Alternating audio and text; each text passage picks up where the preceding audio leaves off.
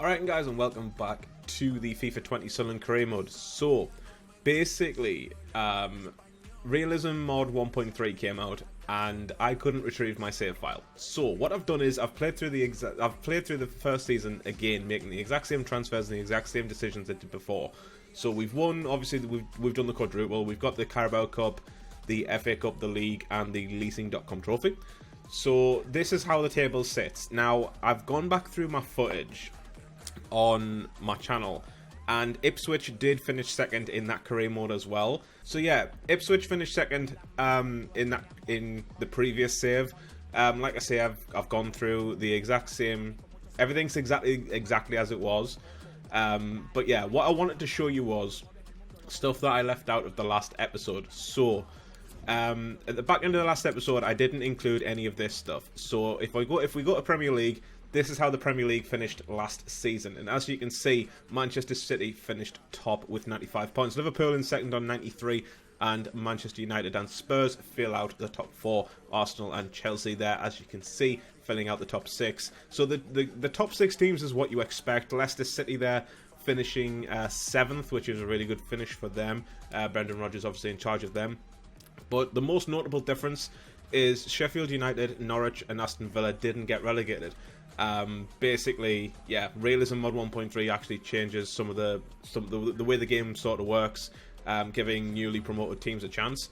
And yeah, they finished obviously 9th, 10th and 11th respectively for them. It's absolutely fantastic. Mags there in 12th, and getting relegated is Bournemouth, Palace and Watford. So we will be playing them next season in the Championship, just to basically let you guys know in that. As for the Championship, getting promoted is Brentford and Blackburn Rovers, and obviously Charlton, QPR, Derby there, and Stoke in the playoffs. So anyone from that 3rd to 6th could still go up in that respect. If you're wondering about the Bundesliga, ladies and gentlemen, Bayern Munich won that quite comfortably. Obviously Dortmund in second. PSG ended up winning Liga 1 with 114 points over Lyon, Monaco, Lille and Olympique Marseille, finishing out top 5. The Serie A was won by Juventus on 109 points. Inter Milan, Lazio, Napoli, Roma and Milan fill out the top 6. And obviously Barcelona won La Liga, 106 points over Real Madrid. Atletico Madrid, Valencia and Sevilla fill out the top 5 in that league. So yeah, back to us. Basically, FA Cup, we won the FA Cup, like I say. We won 3-0 against Liverpool. Believe it or not, Luke 9 come out with a brace, and Luciano Costa there coming through with a goal as well. We also beat West Ham in the Carabao Cup. Again, 3-0, hat-trick from Francis Amuzu. But yeah, just we have done, you know, like the team feels really, really good. Believe it or not, they're exactly the same ratings as they were. Which is very surprising, but yeah, just FA Cup there and the Carabao Cup done. Leasing.com trophy, another 3-0 win. Believe it or not, Acosta with a hat-trick this time. But yeah, Tranmere Rovers there, not standing a chance.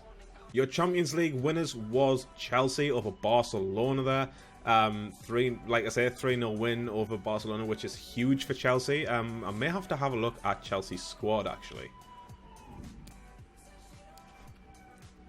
And the Europa League was won by Atletico Madrid, 2-0 over Manchester United. Ole Gunnar Solskjaer managing to get his team through to the Europa League final, believe it or not, but they just couldn't beat that really strong Spanish side. You know what I'm saying? Alright guys, and basically one thing that I wanted to quickly show you was this. So Aaron Connolly and Brandon Williams will be joining the club. Or rather have joined the club, I should say, sorry. In January. I bought them in January because I realised that Laurence de Bock and Mark McNulty are both on loan from their parent clubs. So obviously we needed a striker and a left back to fill them positions going into season 2. So yeah, once their loans are over, that's it. We've lost. You know, we need people to fill in those positions. So yeah, Aaron Connolly comes in. I do believe it was for 4 million.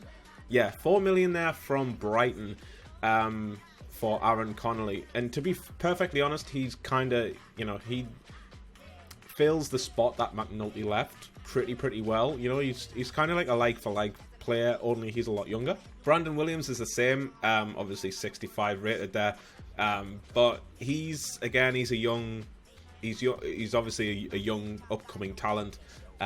He's a really good player in FIFA as well. I bought him for 5.2 million from Manchester United, and like I say, yeah, just it was a really good sort of a good choice, if you like. It was the logical choice to make. We needed a left back. He can also play left wing, so he can play the exact same positions Lauren de Bock did. So we're not losing anything in depth. Aaron Connolly, though, is limited to striker, whereas McNulty could play CF, where Mason Greenwood plays, or Duncan Watmore plays at the moment. So yeah, it's basically, you know, kind of like for like, only, like I say, Aaron Connolly is stuck at striker, whereas Brandon Williams there can play both positions that Lawrence de Bock could play. So now that we're comfortably into Season 2, we have, obviously, pre-season to get over with. So I'm actually just going to sim all the games. I'm not bothered about winning it. We've got enough in the transfer kitty to begin with. But what I am going to start looking at is right backs to obviously replace Conor McLaughlin. So that is basically what I'm going to do. So there's Jeremy Frimpong here, who is a young right back, 19-year-old right back from Celtic. And I've watched him play in real life, and he's genuinely incredible. He's full of energy, he's got a bit of pace about him, he's physically strong. So yeah, I think I'm going to go for Jeremy Frimpong. He seems to be the cheapest option here, especially in my shortlist, because obviously, as you can see on screen, we've got the likes of Max Aarons, but bear in mind he's a Premier League player and he's going to be gold, so he's going to, and obviously high potential, so he's going to cost me like 20 million plus. Wan-Bissaka, Kimmich, Weiser, Hasai there, Deshiglio, Mbabu, Alexander-Arnold, Amati, Aurier. You can basically see, like, I've got a shortlist for when we're in the Prem, but I don't really have choices for when we're in the Championship. Obviously, Reece James there is probably first choice right back at Chelsea now. Justin James is probably second choice right back ahead of Pereira, who's 85. But you get the point. Like, a lot of these players, they aren't realistic targets. So I do believe that Jeremy Frimpong is. So that's why I'm going to go for Jeremy Frimpong. Now, I think he's about 60 to 70 rated. So I'm going to try, and I mean try. I'm actually going to go for like a cheeky little offer here and be like 3 million. Shall we try that? I think that's a fair offer for Frimpong. We're happy with those terms. We'll get all the paperwork ready to finalise the deal. It's been a pleasure. Yo, 3 million for Frimpong is a good deal. All right, let's negotiate that contract with Frimpong. By the way, have you noticed like the new overlay, metallic overlay? Yeah, I created that over the festive period. We're now in a restaurant. Okay. Just right. All right, Frimpong. So he wants rotation. I can give him that. I'm happy with that. He wants 3 years. Alright. There's no subtitles. FIFA's doing that thing again.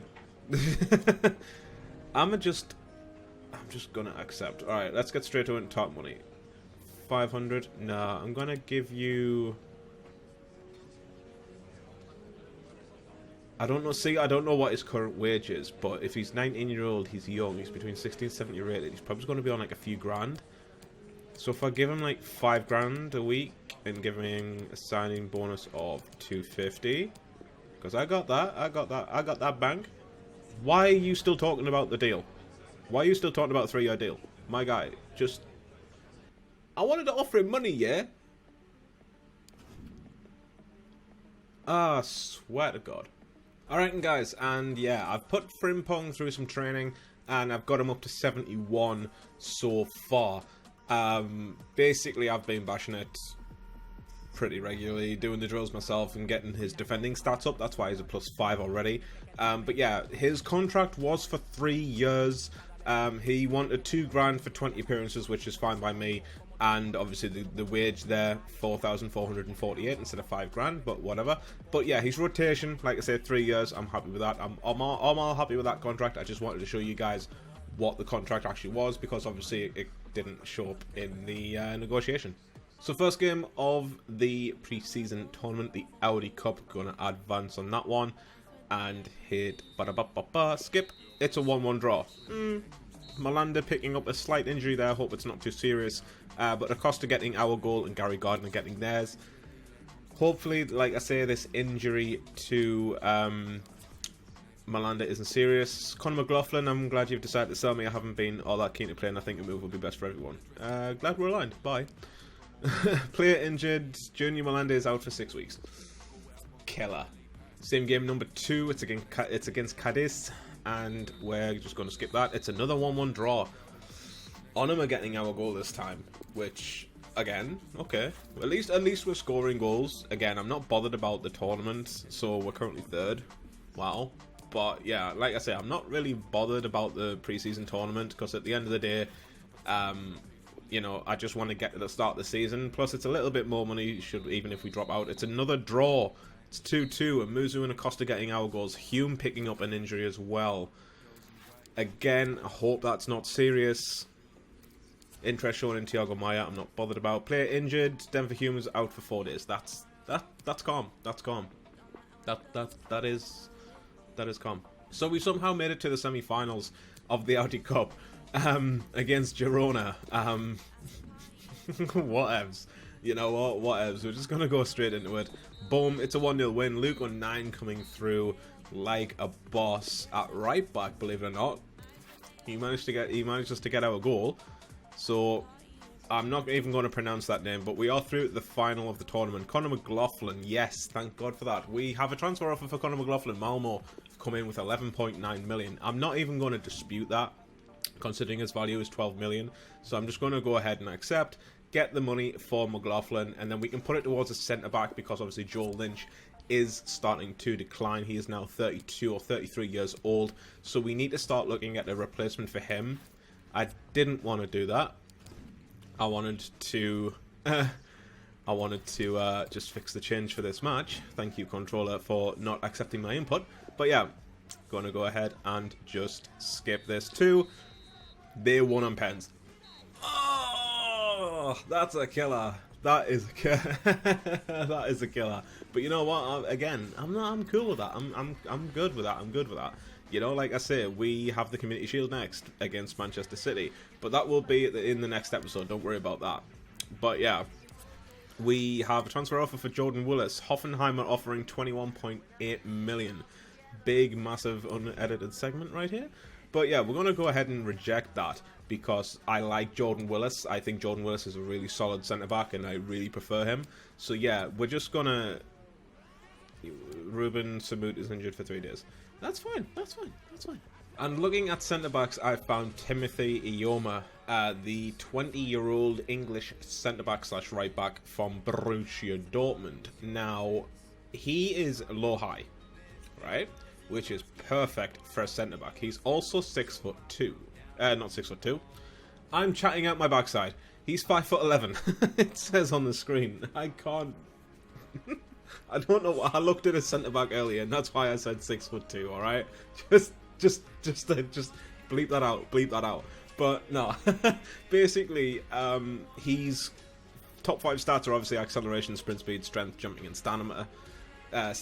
So I'm honestly, this segment's going very well. But yeah, I'm gonna go ahead and approach to buy because Ioma is obviously English. Which, I know financial fair play doesn't come into the game, but I'm all about that English youth. I'm all about building an English side, and because we're an English team. So yeah, we're going to go ahead and try and swap Joel Lynch. Why not? See what he wants. Nope, he wants a centre-back, striker, or midfielder. Alright there. Offer transfer fee of 2.5. Let's just see what he wants. That's a fair offer for Ioma. Happy with the terms. Alright guys, so I went ahead and negotiated his contract. It is a £7,000 contract, £7,000 a week. 3 years, rotation, and he wants 15 clean sheets. He wants $2.5 grand, which is perfectly fine by me. So yeah, Timothy Ioma is in the club. Alright guys, and we have the Manchester City game now in the Community Shield. So this is literally it for this episode, this is where we leave it. So Brandon Williams, Aaron Connolly, Jeremy Frimpong, and Timothy Ioma all come in. That's the 4 transfers that we were looking for. That's the 4 transfers that we have.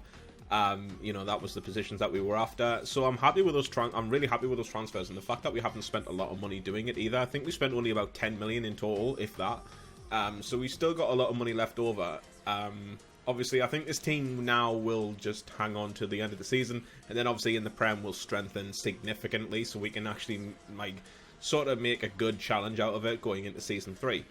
But yeah, Season 2 is upon us, and Community Shield starts.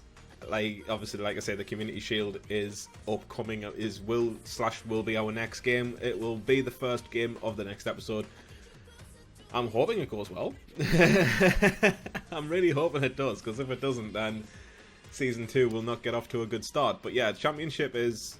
Obviously, they've played games. Championship, some teams in the Championship have already played games. Looks like Nottingham Forest are top on goal difference. But yeah, just...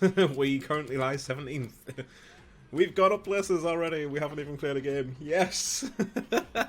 But yeah, like I say, guys, if you have enjoyed this video, drop a thumbs up. Be greatly appreciated. I'm seriously looking forward to getting stuck into Season 2. But yeah, drop a thumbs up. Be greatly appreciated. If you're new around here, hit that subscribe button and the notifications icon so you know when I release new content or go live. Like I say, guys, thanks for watching, and I'll catch you in the next one.